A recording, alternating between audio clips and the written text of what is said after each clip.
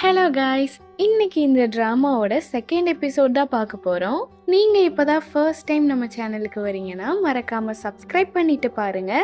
அப்போ தான் நான் போடுற வீடியோஸ் உங்களுக்கு அடுத்தடுத்து நோட்டிஃபிகேஷனாக வரும். சரி வாங்க ட்ராமாக்குள்ளே போகலாம்.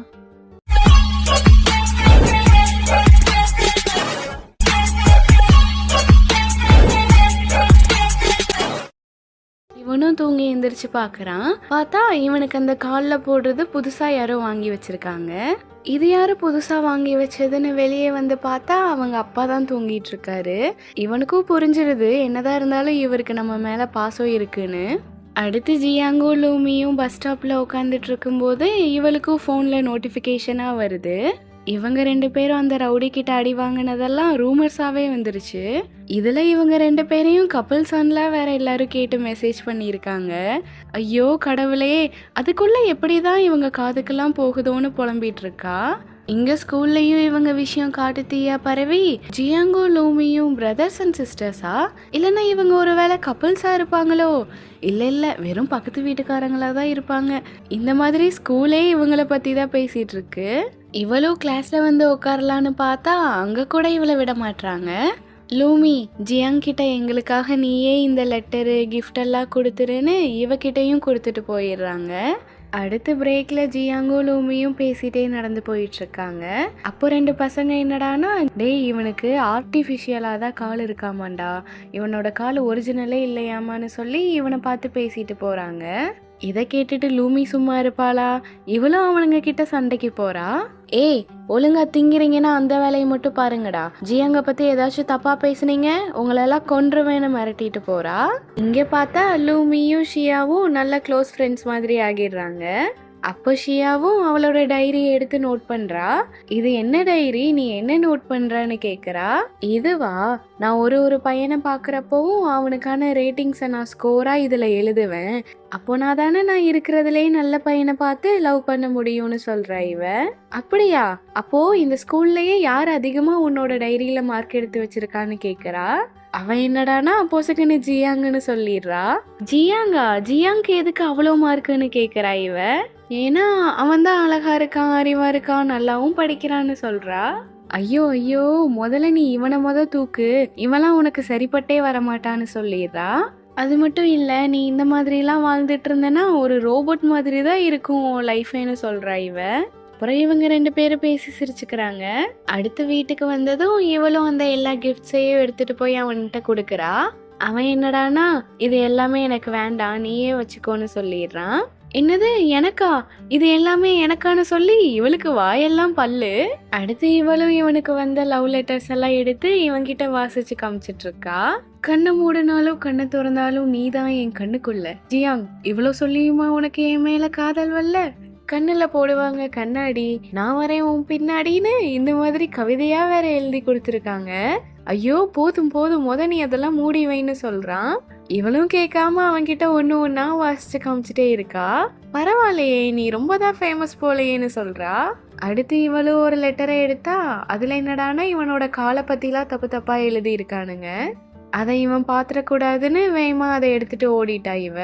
அடுத்து இவனோட அப்பாவும் வந்துடுறாரு.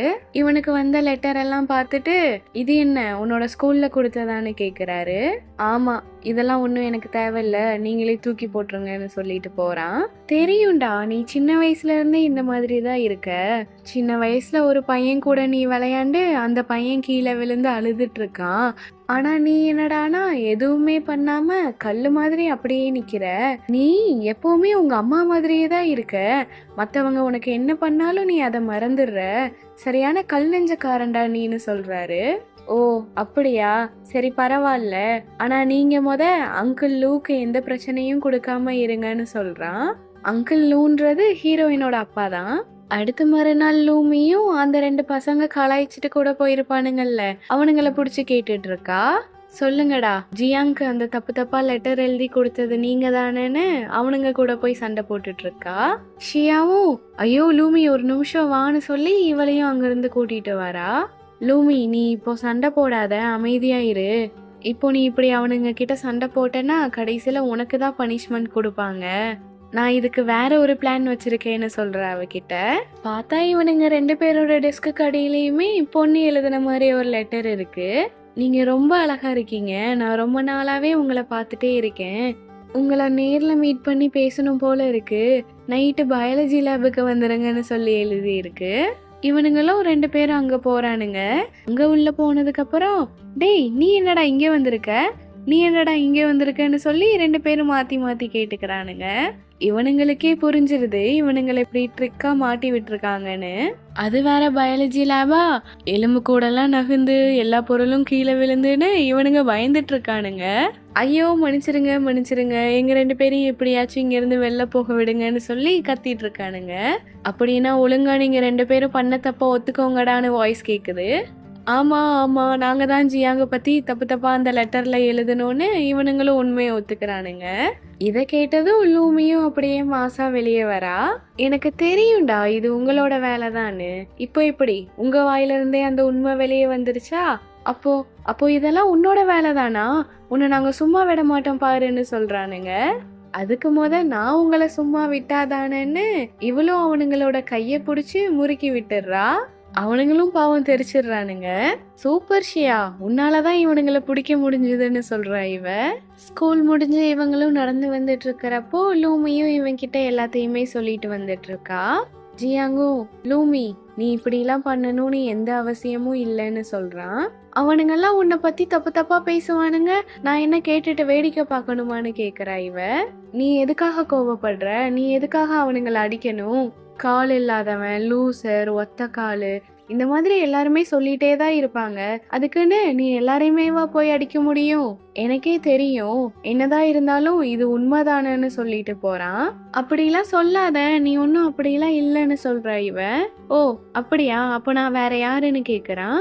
சின்ன வயசுல நம்ம 2 பேரும் ஒன்னா விளையாண்டப்போ ஒரு பையன் உன்னை நல்லா கலாய்ச்சானே, அப்போ நீ அந்த பையனை எதிர்த்து அடிக்கல, அப்போ எவ்வளவு ஸ்ட்ராங்கா இருப்ப நீ, இப்போ எதுக்காக இப்படி இருக்கன்னு கேக்குறா. அத பத்திலாம் இப்போ பேசாதன்னு சொல்றான் இவன். அவளும் கோச்சுக்கிட்டு அங்கிருந்து வேகமா போயிடுறா. இவனும் அவளை சமாதானப்படுத்தணும்னு பின்னாடியே போயிட்டு இருக்கான். இப்போ எதுக்காக என் பின்னாடியே வர, கொஞ்சம் நிப்பாட்டுன்னு சொல்றா இவன். லூமி சரி சரி சரி வரியா, நம்ம வேணா சாப்பிட போலாம், புதுசா ஒரு ரெஸ்டாரண்ட் வேற திறந்துருக்காங்களாமா, ஃப்ரீயா மில்க் ஷேக் கூட தருவாங்களாமா, நீ வரியான்னு கேக்குறான்.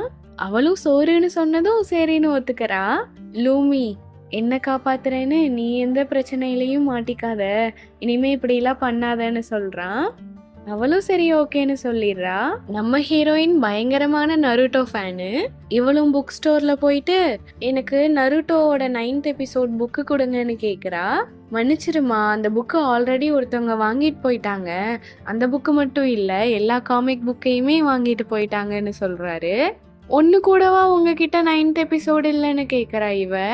ஆமாம்மா, அவர் எல்லாத்தையுமே வாங்கிட்டு போயிட்டாரு, நீ வேணா அவர்கிட்ட இருந்து வாங்கி படிச்சுக்கோயேன்னு சொல்றாரு. யாரு அது, யாரு எல்லாத்தையுமே வாங்கிட்டு போனான்னு கேக்குறா.